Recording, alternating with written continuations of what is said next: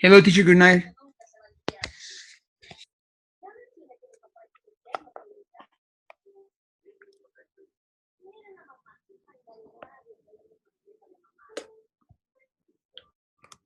Hello, teacher. Can you hear me?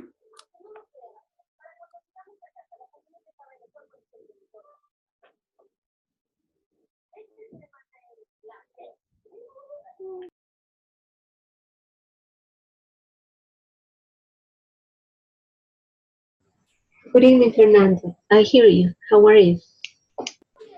I'm very good, taking care of my son. No, he's like 15 days ago old, right?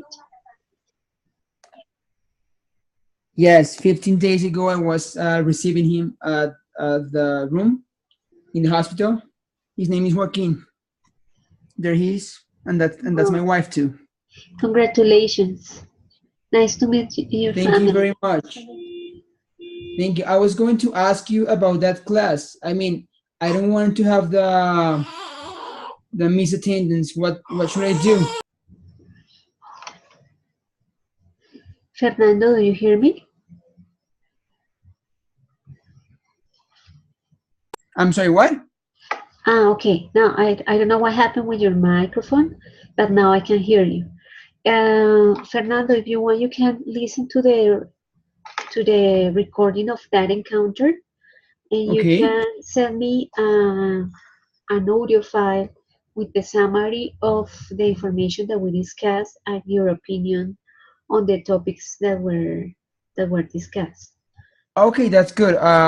Until what day do I have time to do it? Please do it before Sunday.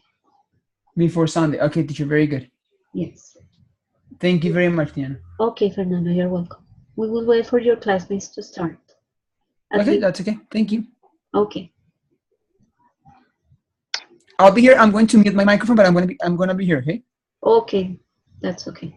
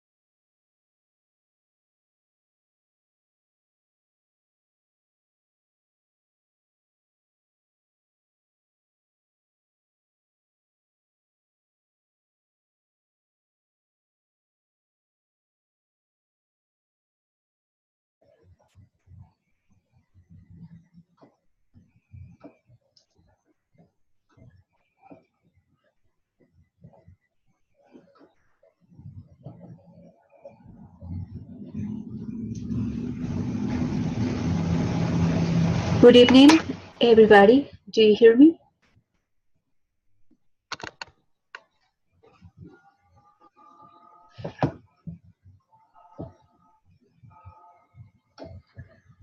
Do you hear me? Okay, Fernando. Thank you. Okay, Yes, so now, I'm sorry. Good it's evening, just that teacher. you asked if And we could hear everyone. you. How are you doing?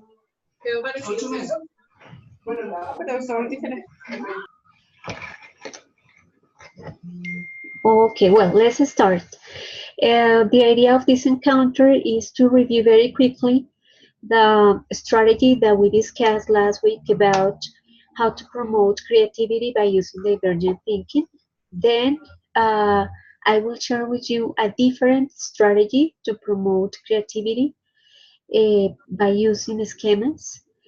And finally, we will review the information that you read about how to teach reading to preschoolers, to little kids. So I would like to start by asking you guys what do you remember about how to promote creativity by using divergent thinking? Do you remember the stages? What do you remember about that information?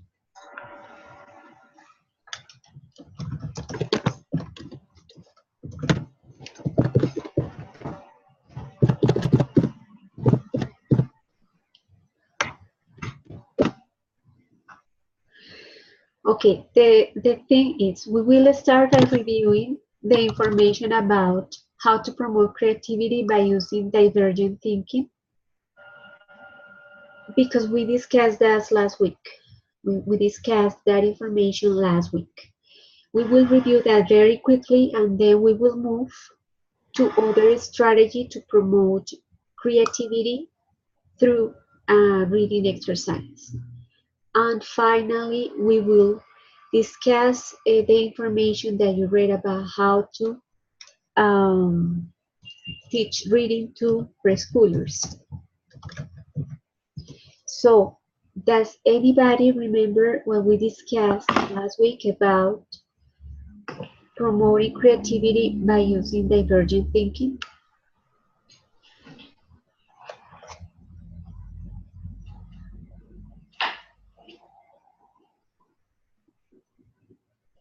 Julian, Fernando, Juanita, you were in that encounter, Carlos. Yes.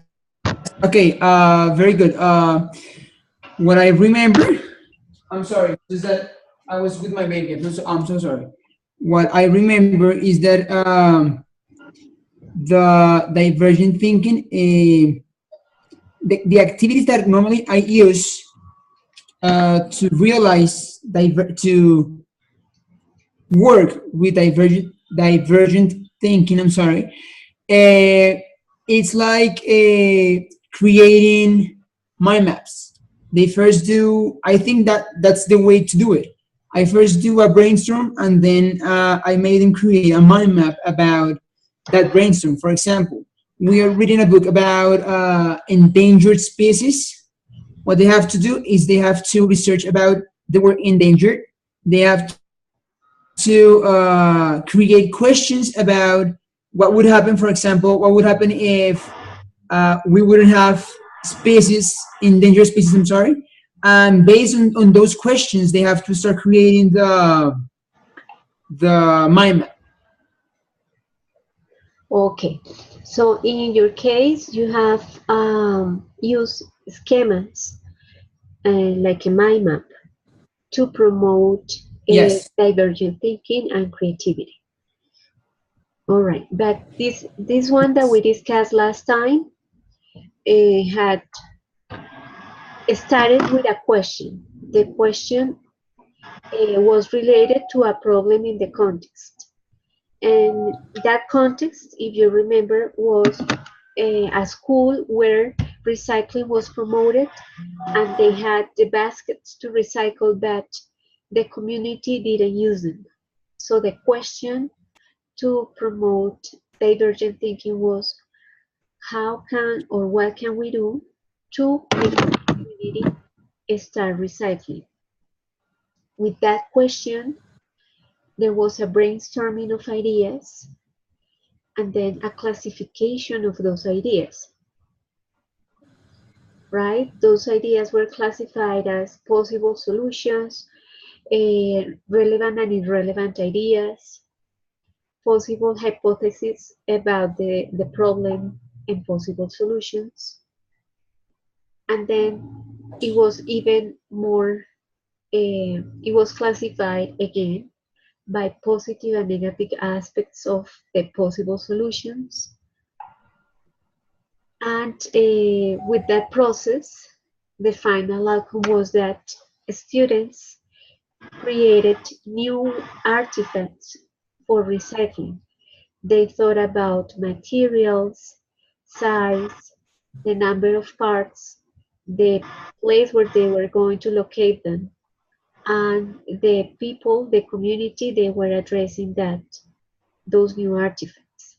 They created something new out of a problem they had in the place where they study. Okay, so that was what we reviewed last time about how to uh, promote creativity uh, through divergent thinking, and it was linked to the topic of reading because I told you that it could, as a reading sequence, could could have as the final stage, as the post-reading stage, a question such as how can we, what can we do in this case to promote recycling. I also told you about a class of one student of the university who had a lesson about the importance of bees and why they are in danger now.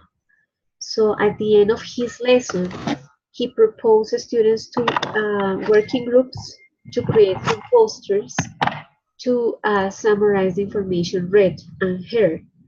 That in order to promote divergent thinking in that reading sequence, the proposal is to ask students to think about their own solutions for the problem of the bees and think about how we can help them to how can we protect them so they continue with their function in life, which affects us because they are part of the cycle in the production of food.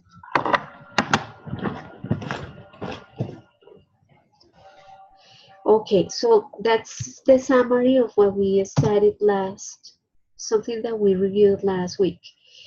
And tonight I would like to share with you information about the use of schemas as a strategy to teach writing. So Fernando Jose already mentioned that he used schemas for brainstorming information, and that's Yeah, teacher, do you know which other is really good and why normally using class? Venn diagrams. right. Venn Those are diagrams are also a great tool because they allow you not only to make differences but also similarities. exactly. So all those diagrams, Venn diagram or mind maps, help us to have students uh, brainstorm, elicit from them main ideas, and that can be used for a discussion, but in this case also for writing. So when we talk about schemas, so we talk about Venn diagrams or mind maps, or what other word do you associate with the concept of a schema?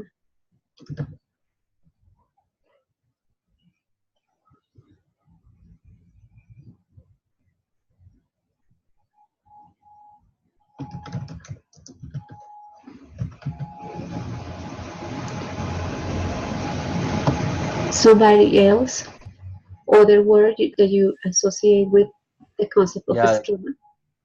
concept maps are also useful for this. Yes, Concept maps. right. Any other word? flow charts, also flow charts, brainstorming. Okay, flowcharts. So all those are schemas that we use to brainstorm information from students, to elicit information from students. So a schema is a graphic representation, right?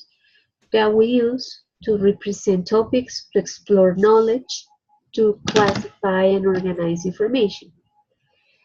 Okay, what I'm going to share with you tonight is a research that was used with primary school students. And the purpose was to have students imagine a different animal, create a different animal. So they use the schemas, but they also use the faces for writing, which what do you know about faces for writing?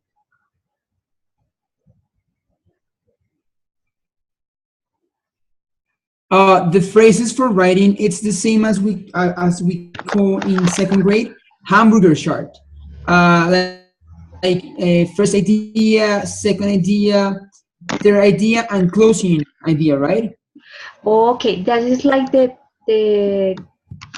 part the parts of the text. But before writing, Yes. what do we do, or what do we have students do? We make them plan what are they going to write about. Exactly. So they plan, and that is called pre-writing stage. Then we have writing, and then what is the last one?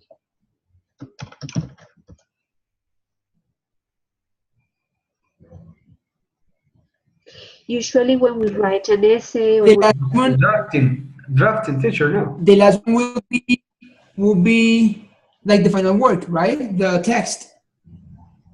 I think yes. drafting, no, teacher. Okay, yes, so writing could be the first draft, and then the last phase would be um, the assessment or the revision, Revision, yeah. right?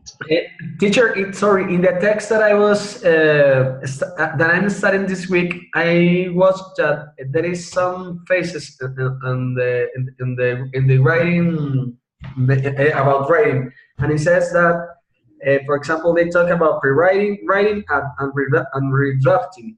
Yes, that is very common um, in newspapers and something like this. Redrafting, Exactly, yes. You can but find similar names because there are many authors who have written about those phases. okay. Other way to say it for other author could be drafting. Okay, teacher, thank you. Okay, so remember that for this research that I'm telling you, the proposal was to have students create a new animal, imagine and write about a new animal.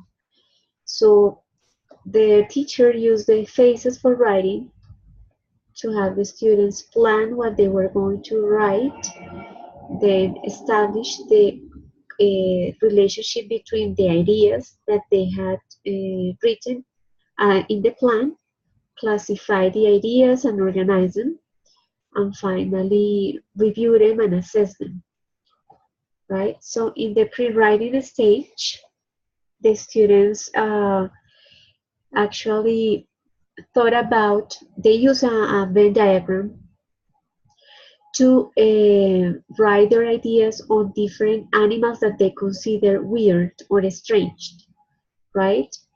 Um, and they were encouraged to tell why they considered those animals were strange. There were some photos and some vocabulary exercises to have students work on that.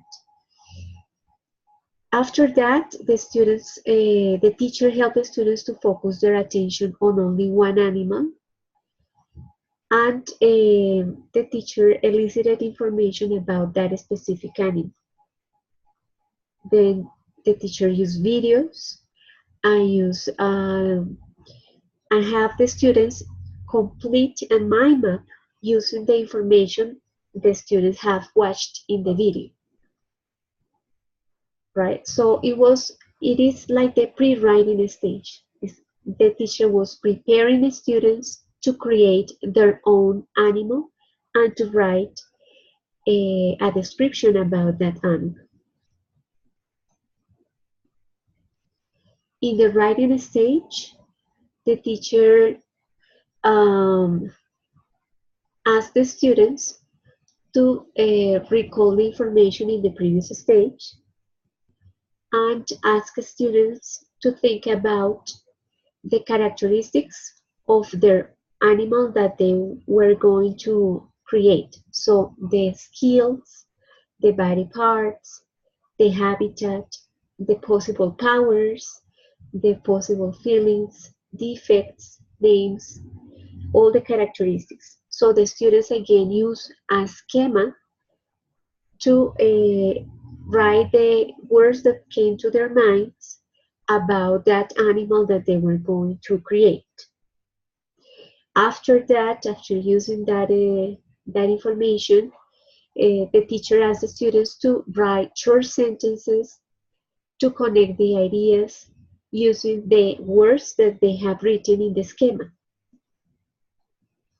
And then the teacher asked them to read aloud their text. So that was like the first draft of their creation, right? But you see that it had some stages to help the students move from something they knew, a real animal, but with weird characteristics, to something they were going to create with new characteristics and with something they could imagine.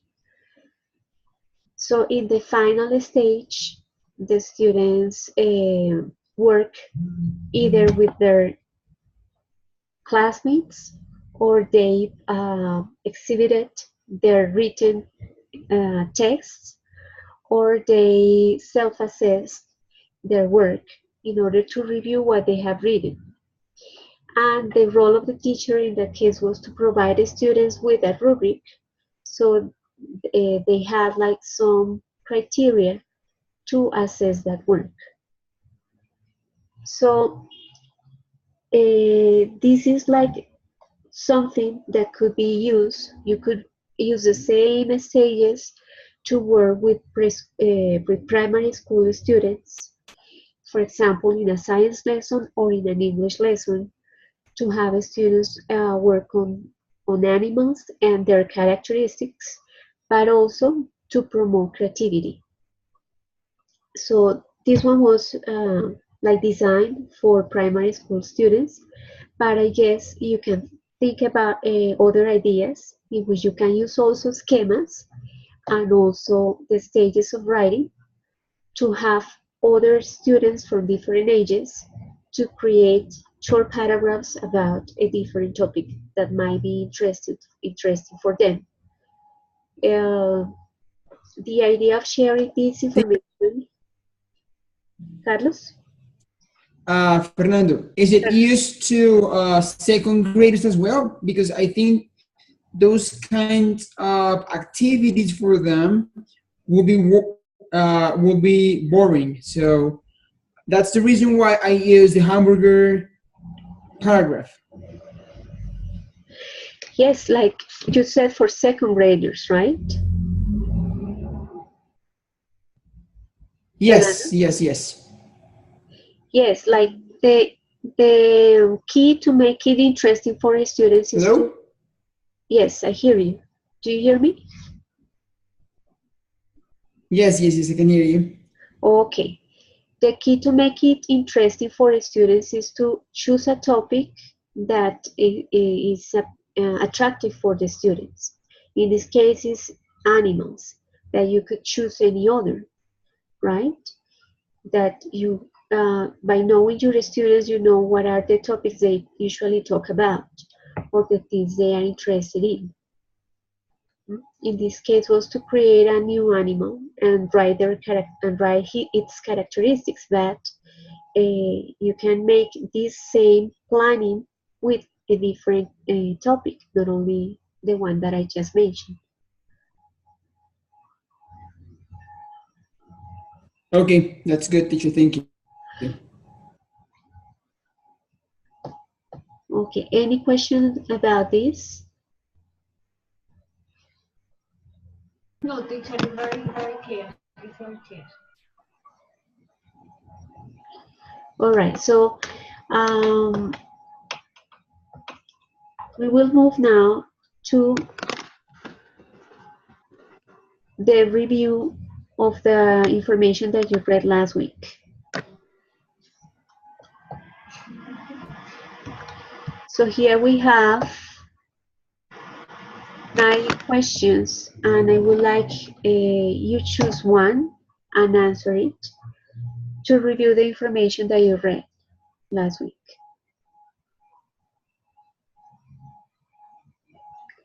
Okay, I just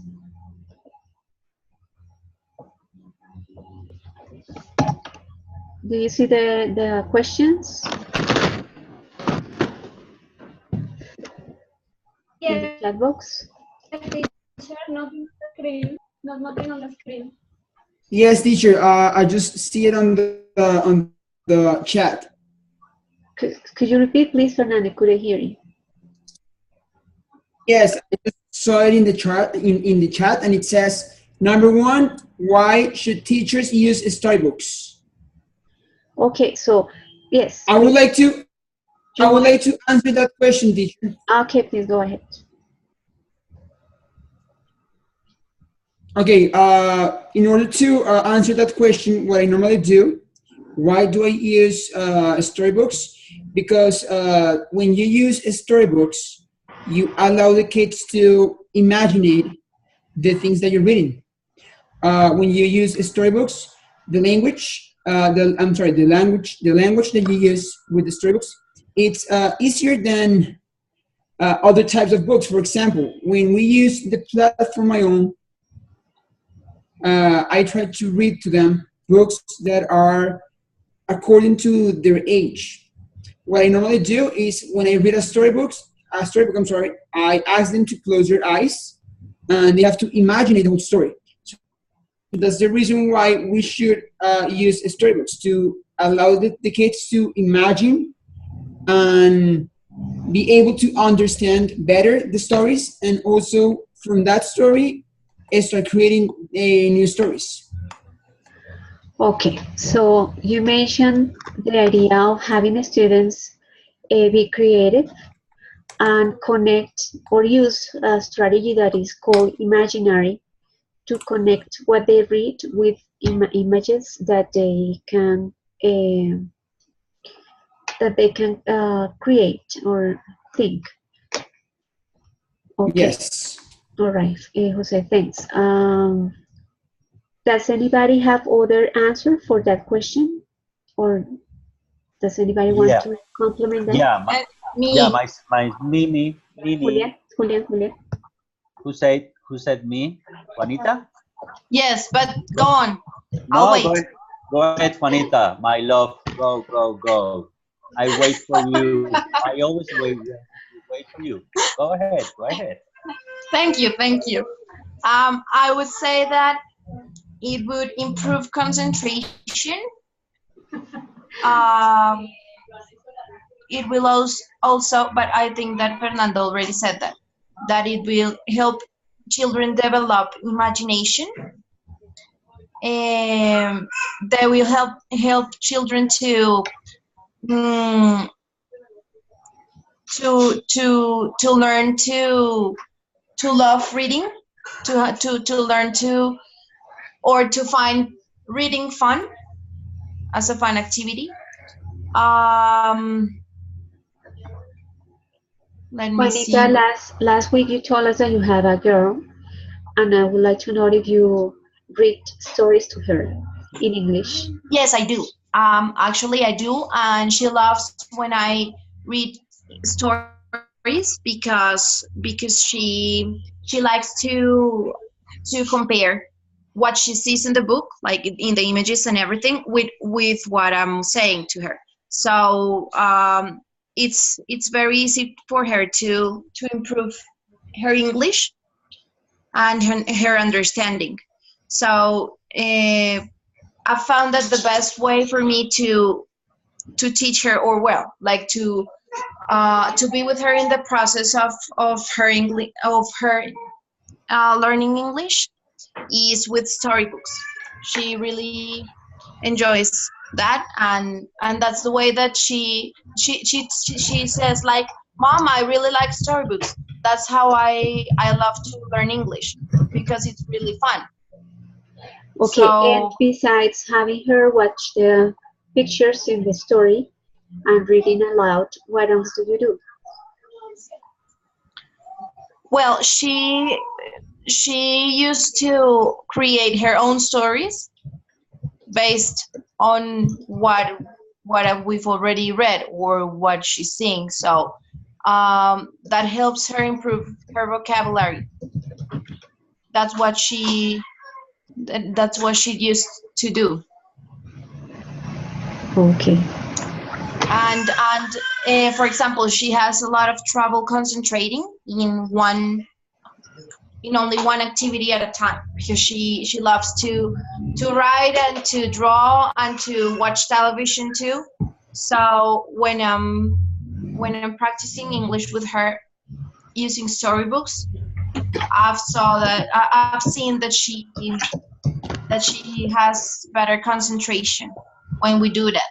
So I have I have something to add about to what Juanita is saying. It's true. Kids, how old is it's your daughter, Juani?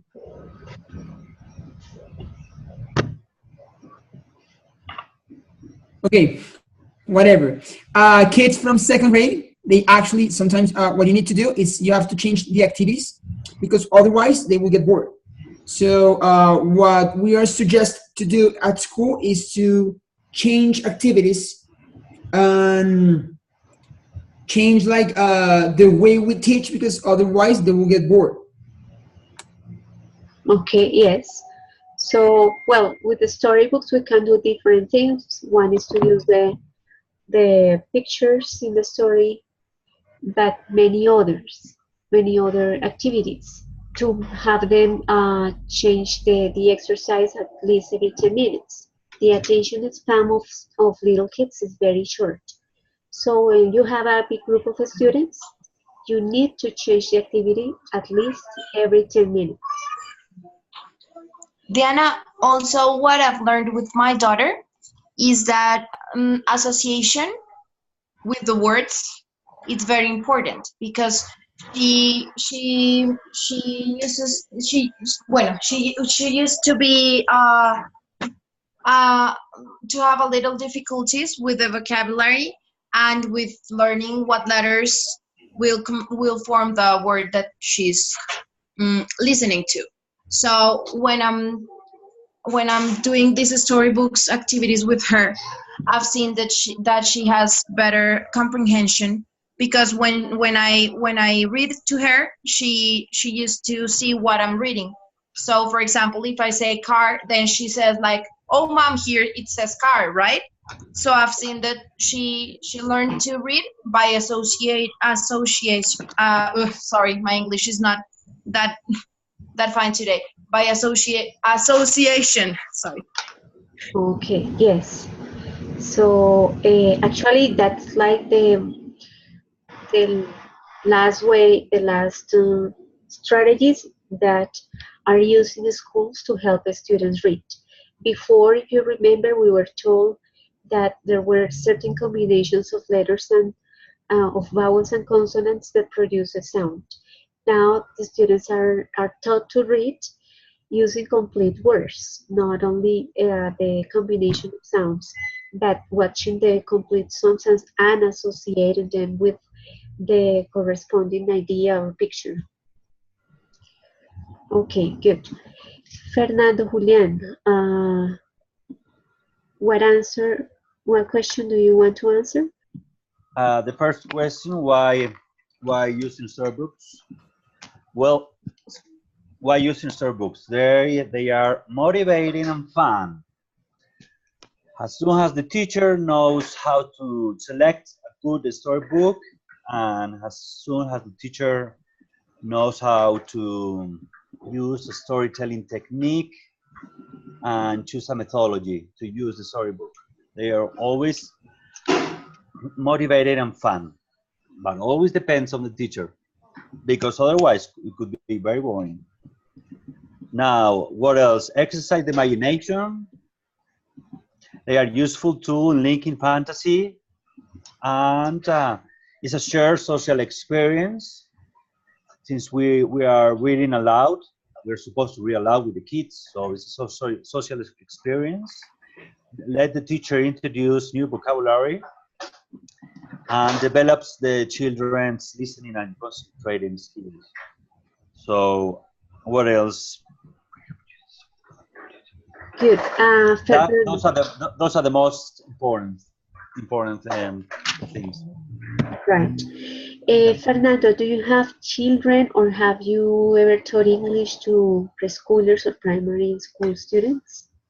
Yeah, yes, I do. Yes, I have. Have you had any experience teaching them by using storybooks? Yeah, actually, yes, and I have always read aloud with them. I used to sit them on the floor in a cycle, and I first started reading like aloud with using different voices, like acting, kind of acting, right? That's it. Um, That's very important for little kids. yeah, yeah, that encourages them because they have fun, and they participate. Actually, when they have fun, they are open and they participate. And after that, well, I tell them to read. Try to read, all of them. Try to read. Just and try to use gesture technique, the facial expressions, just to have fun. And with the test. After that, we look to the vocabulary and so on. But first of all, the first purpose of reading aloud with kids is to have fun and introduce new vocabulary and share the storybook with them. Okay. What you told us is an experience with a group of students or with your Yeah, yeah, students? with a small group, like five students, a small group. Okay. What you mentioned about having them Teacher, sitting on the floor is very important because if they are sitting in their desks, they can get distracted with different objects like books or colors or anything they might have around. So by having them sitting on the floor close to you and close to the book, they will get focus on that exercise. yes, that's very important. Okay, good. Teacher, Fernando. I would like to answer question number 3. Okay. What are the characteristics of authentic storybooks? I would say that according to what I read, the authentic characteristics of a storybook would be a book with a lot of images, Uh-huh. a book where, like Monica said, students are able to learn by association. Yes, so that's important that for preschoolers and primary school students, the book needs to have a lot of visuals, pictures, and colors. Yes. Okay, thanks. Carlos, what question do you want to answer? Okay, teacher, I would like to answer the fifth. Right. Okay, how can teachers make stories come alive? Okay, I think that a very good strategy is to have materials from the storybook. Yes, that as the teacher is telling the story, or the student, they can have different stuff, yes, of what they're gonna appear in the story. So they can start imagine and have a real contact of the stuff. For example, we're talking about I don't know. I don't know if the story is about. Let me think about.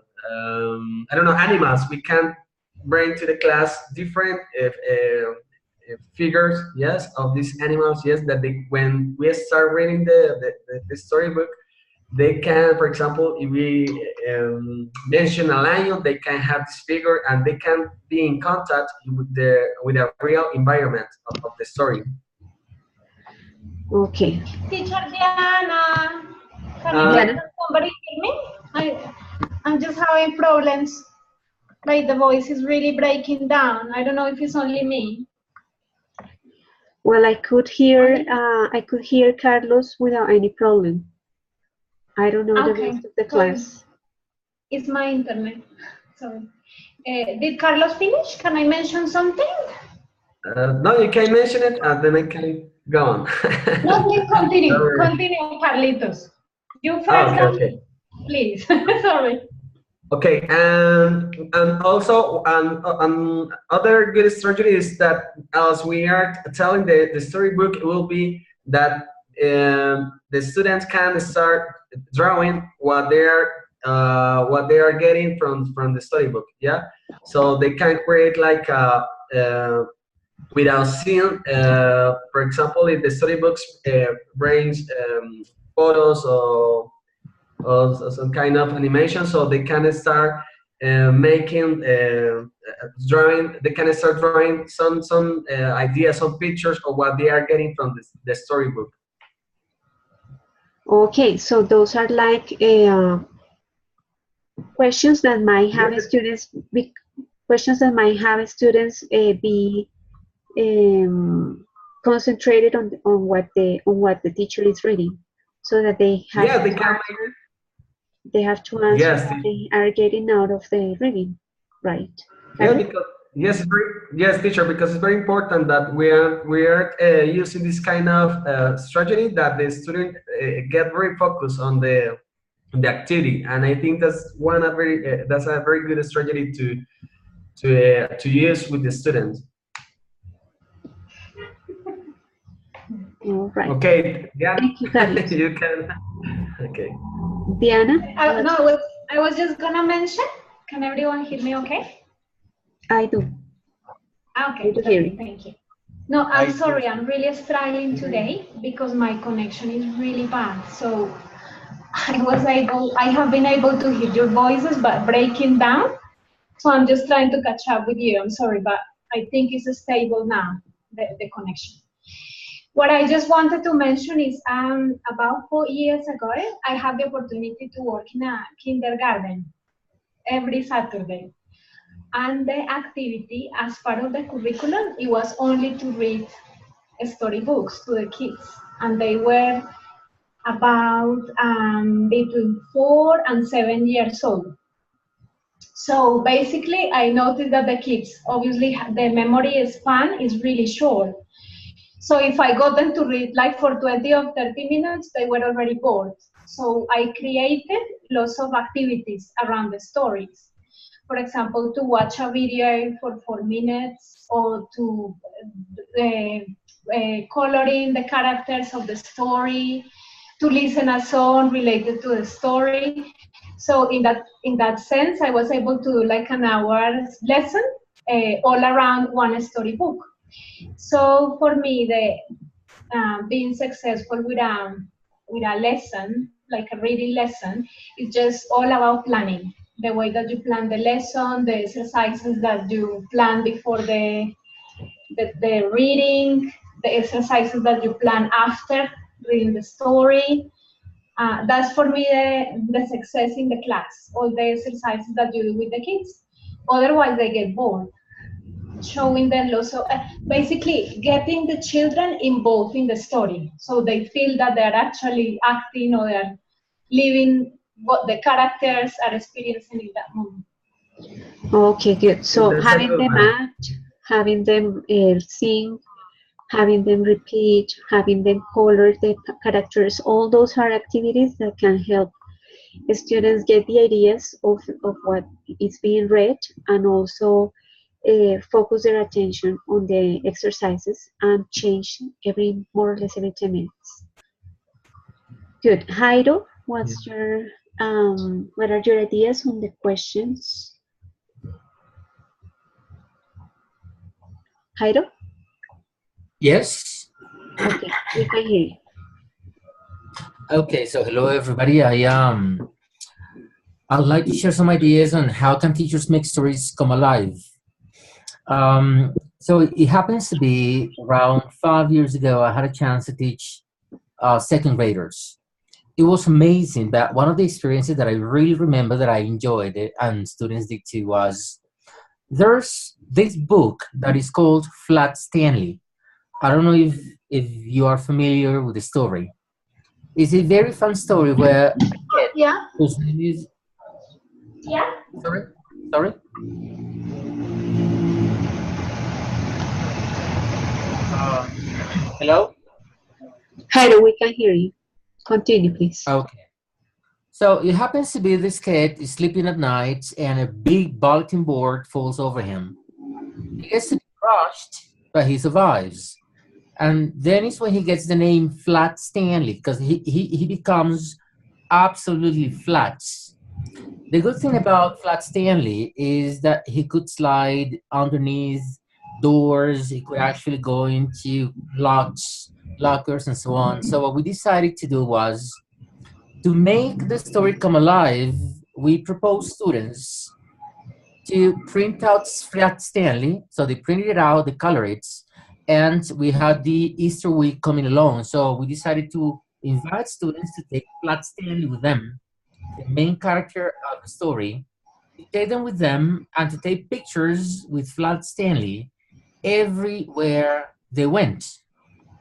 Amazingly, when students came back from their vacation time, they had taken tons of pictures, not only students, but the complete family. So it was hilarious to see how many different families went out of the city, and wherever they went, they would take a picture with the family and Flat Stanley. When they came back, what they did was writing in on behalf of Flat Stanley. They would write in as if they were Flat Stanley, and they would give the accounts, all of the experiences, the places they visited, and that Flat Stanley would go back to the story. So we did it. We did it with Flat Stanley. It came out to be fantastic. We actually did a project about it, and I was wondering if not only Flat Stanley could come from the book and go with the students home and different places, but if any character from any book could do the same.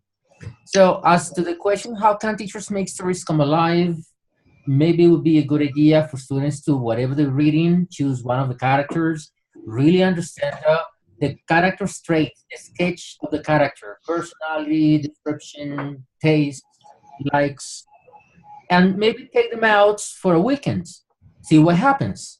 And when they come back, they could retell all of the experiences as if they were the character. I think that's a very nice way to relate students to the characters of the story, and helping students and helping the characters come alive, and bonding, uh, sharing life experiences together. Now I'm talking about second graders. I don't know if it would work with older students. At that school, second graders were anything around 8 and 9 years old. So it works perfectly. I would say that works for primary school students, and that's a very good exercise that also other teachers have shared in a different encounter. Other teachers have also experienced that with primary school students, and it had worked very well.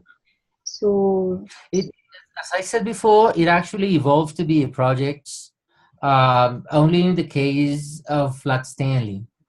The good thing is, if students really understand the character, as in the different aspects of the character, uh, it- having the character live day-to-day situations and seeing how students think the character would react to each one of the situations will give a teacher some hints, some ideas how far students are really understanding the nature of each one of the characters. So it helps. It's very complete. It's a very complete exercise. I'm done. Thank you, Jairo. It's a very Okay. complete exercise to know, as you mentioned, the information that the students understood from the reading, and also how well they can produce uh, by, as you mentioned, involving the character in their lives and having them write as if they were the character, different experiences with their families. Good. Yes. Sebastian, Jairo, Jairo? I'm sorry. Yes, it would be nice. It was nice up to the point that some students would say, "I was going to take Flat Stanley to this place, but you know what? I knew he wasn't going to like it." And then when you had a chance to ask them, "What do you mean he wouldn't like it?" And then students would begin giving reasons on account of the personality or the likes of Flat Stanley from the story. And they would say, you know what, he would definitely enjoy this activity more than this one. So it's when you really realize how far in the understanding of the character sketch, because at that time we were working with designing character sketches. So it's when you really understand if students are getting the idea of the character. Right. Thank you, Jairo, for that. Sebastian, you want to answer question one, right? Yes, can you hear me? Yes, we can hear you. Okay, great. Well, teacher, why should we use storybooks? It's because storybooks provide a lot of opportunities for teachers to help students to understand grammar, understand vocabulary. Maybe sometimes there are a lot of um, idioms in storybooks that students can learn from, no matter their age. I mean, no matter how young they are. It is also a good opportunity for students to be exposed to context, to natural reading, natural or genuine situations. Um and it is also a nice way for students to develop their creativity, to explore their language when they act out the stories, when they cut out, when they color, when they make the scenarios from the storybooks real, and they are exploring. They are having fun, and they are getting uh, some emotions for them to learn faster. And that's why, well, those are some of the reasons they are supposed to use storybooks. Actually, everything in life is a story, and and when teachers use storybooks, they are using the best way to teach a language through story. So that's why we should use them more often in the class. Not only with small teacher or small students, or like very young students like second graders or first graders, but I've used it with adults as well. They have fun and they learn many things. Yeah, so stories can be used for any type of, for any age, for any, yes, for any age. Sebastian, do you remember an experience using storybooks as a teacher or as a student? Well, as a student, I've always enjoyed when teachers tell me stories. Well, they don't take these books with animation in the drawings, but they tell me stories and they make me imagine the things they're telling. And as my imagination expands, my knowledge also is expanding. And as a teacher, I've experienced the same thing. My students have fun, and they always tell me, "Teacher, tell me a story, or can we read? Can we listen to this story?" And I think it's because they like it. Okay, thanks, Sebastian. That is like the more natural way to get also vocabulary, right? Um, I don't know if you have heard about the Power of Reading, which is a conference of a very well-known researcher of English teaching and learning. And he mentions that by having the students read what they like, that's going to help them a lot to acquire the language. All right, Alejandra and Diana, what question do you want to answer?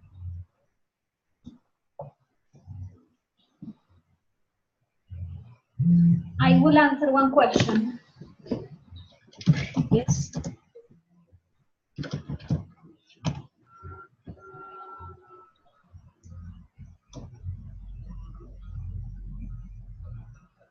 I'm just looking to the notes. I lost the notes, but I would love to answer one question.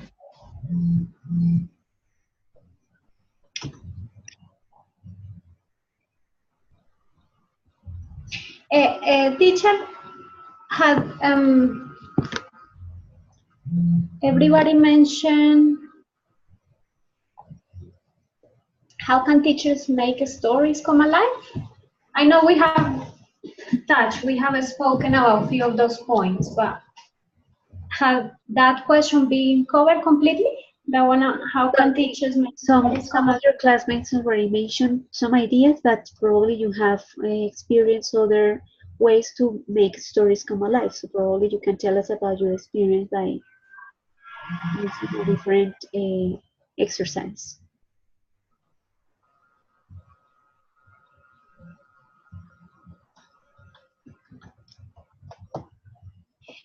Some of the ideas, well, could be as well when you do role plays around the story. So for example, you can say, okay, you are the rabbit and you are the turtle. You get the students to be the animal characters or the main characters, so they love that. Always, children love drama. That's one way that we can make stories come alive. Another way is by, I don't know if any of my classmates have tried this, but it's really good fun. Basically, you keep changing the endings of a story. So you write on the board. If the children don't know the story and it's a new story for the class, so you can say, okay, this is ending number one, A, B, and C. So you get the students in pairs, and they have to tell which is the ending that they think, what is really going to happen. And that's something that children enjoy because it's guessing, it's playing, it's making the stories come alive. There are actually some books that are called life books, and they have like 20 different endings. So, for example, you say if you want to know what happened to the mother, you go to page 20. Or if you want to give the money to the person, you go to page 50. And they do the kids versions also, like simplify English for little kids. So it's just basically changing the story, learning vocabulary, trying to make it fun, involve music as well with it, a little bit of playing time. And so they will enjoy the story and they will always remember it. Okay, thank you, Diana. Alejandra and Felix, what question do you want to answer? Teacher, good night. Hello, Alejandra. I could answer the 4 questions. Okay. I'm sorry for my voice, but I've been a little sick from my throat this month, all month. I'm sorry about it. The question is, what steps should teacher follow to plan a story-based lesson? So I think the first thing will be choose history books that attract the attention of the students, and then identify linguistic objectives in terms of language that the students need to learn and understand.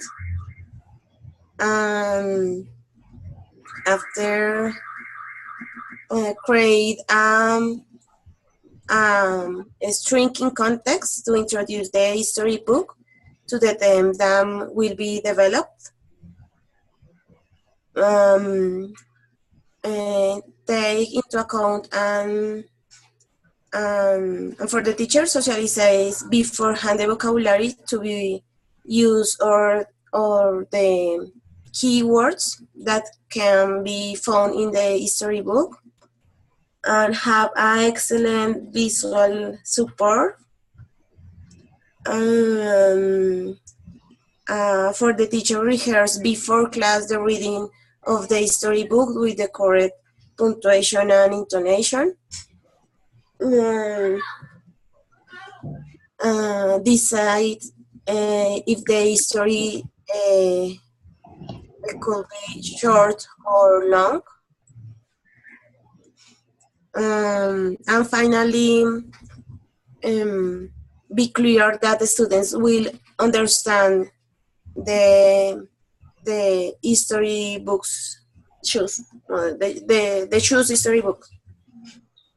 Okay, yes, you mentioned actually uh, all the information that was mentioned in the readings, that was found in the readings, about how to plan before, or what we need to plan before having the students read the books or listen to the stories. It also mentioned that sometimes we are not good at reading aloud, and we can use the file, the audio file, that sometimes comes with the stories for having the students listen to some sounds or sound effects, or a very good narrator of stories.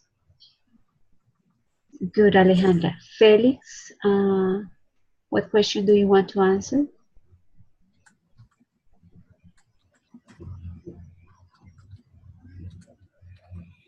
Sorry, I am a little bit lost about it because I was in a traffic jam and I just entered to this encounter. Could you please?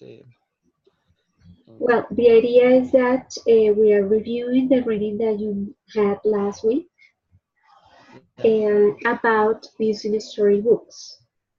And so we have 9 questions, and you need to choose one and tell us your ideas. So I can choose one question. Am I right? Yes, please. Uh, could I see some of them because I don't remember? They are in the chat box. Okay, let me see. A second, please.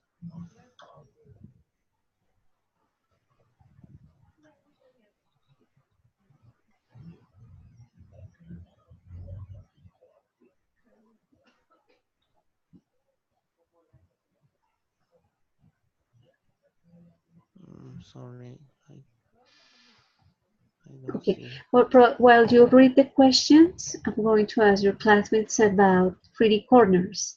Have any of you Okay, let me had see. any reading corner in the place where you work?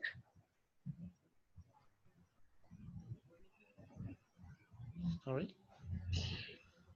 Well, Felix, while you read the questions, I'm asking Okay. your classmates about reading corners.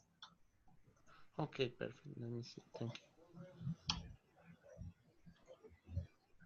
Does anybody use a reading corner in the place where you work? Okay, display the book. Yes, I do, teacher. Okay, how does it work?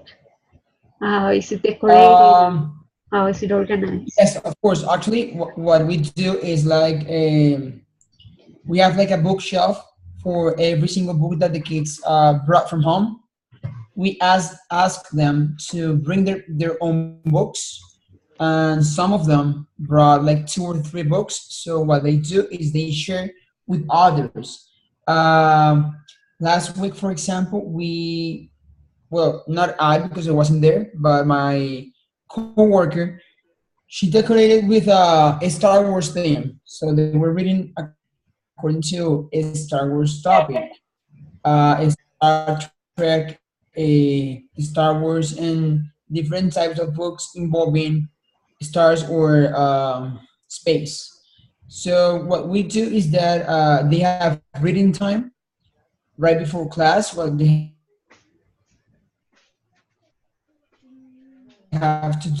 is they have to Fernando, we can hear you. You couldn't hear me? Okay, now we can. You were telling us about the decoration of the reading corner, which was related to stars.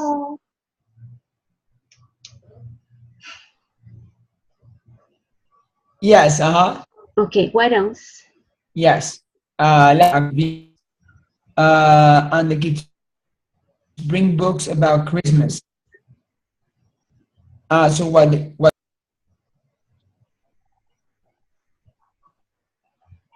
can you hear me? Now we can. Go ahead. Okay. Last week was from Star Wars. This week is from Christmas. I'm sorry, I got distracted. From Christmas. What they have to do is they have to select new vocabulary every single time they read. They have 20 minutes to read before every class.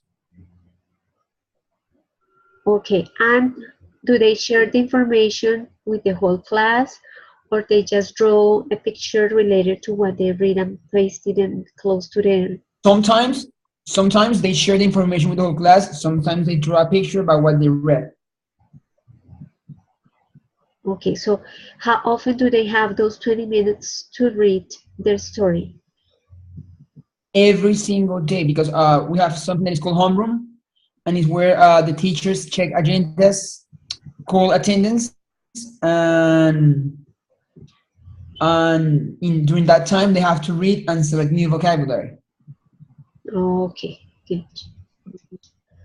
All right, so I guess Fernando's class is very big, so it has space to have a reading corner where students can choose the books they want to read, and they can like have a different space inside the classroom, especially for that activity.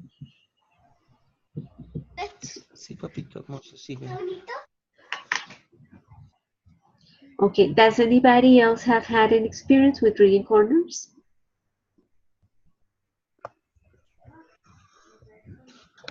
No, teacher. I used, sorry. I used to work like 3 years ago for an insurance company called Liberty Seguros, insurance company Liberty. And all the business, um, all the all the students, they had a reading corner, and every Friday they used to read it together. And then Friday afternoon, with the help of an English teacher, they used to talk about the books that they chose. They used to have very well-known books like Tom Sawyer and Pride and Prejudice, novels like that, quite difficult to understand. So they will go and they will research the vocabulary, they will watch the movies. So that was quite interesting. Okay, now that you mentioned those traditional tales are very useful, for example, also with preschoolers. So usually preschoolers read those traditional tales as Little Red Riding Hood or Snow White, and they know already the story. So by the time they listen to the story in English, that's easier for them to associate the new words with the corresponding meaning. So with preschoolers, it's also nice to have them color like the characters or other things. Or, well, yeah, the characters that they could later use in order to role play short parts of the story. Yeah. Teacher Okay, Diana. teacher. Diana? Diana? Yeah, I thought Fer was gonna speak. Fer Campos? No? Okay. No, I was just listening to you, what you were saying, because I really think that reading children stories is one of the best way to learn a language. And a experience that I have is because my husband, he like 3 years ago, he didn't speak any Spanish at all.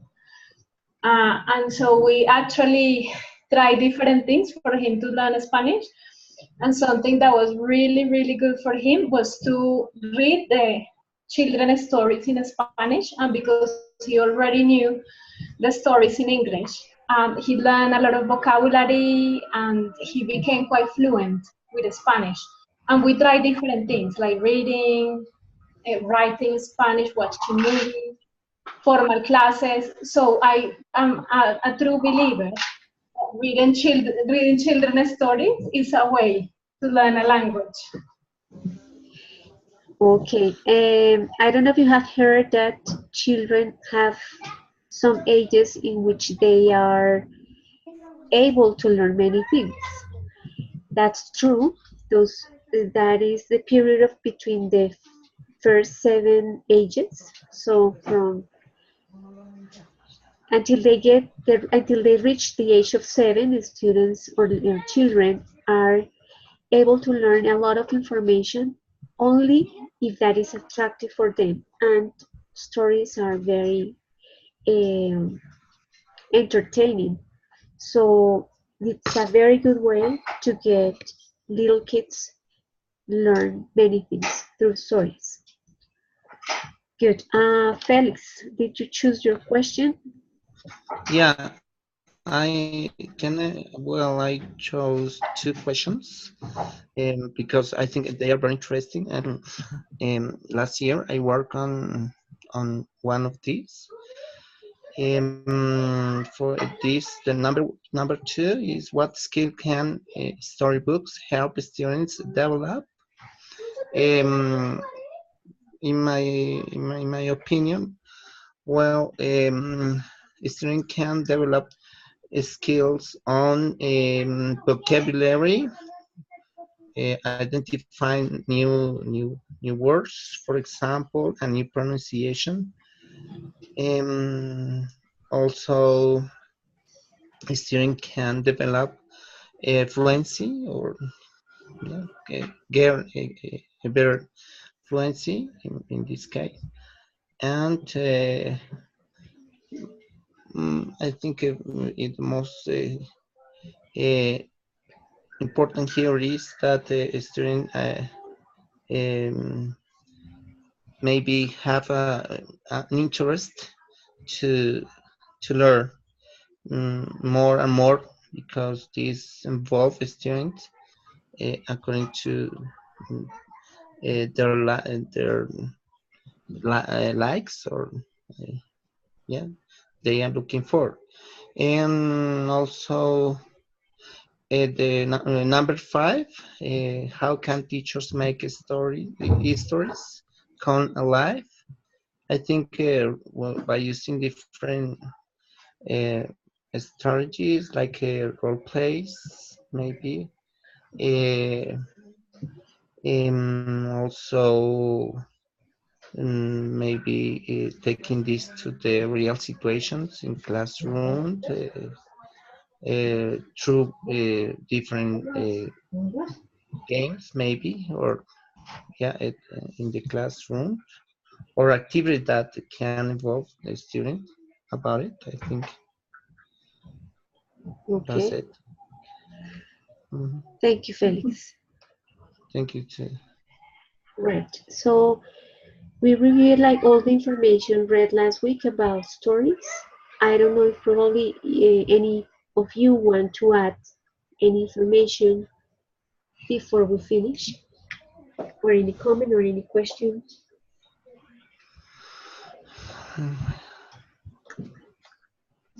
Let me see.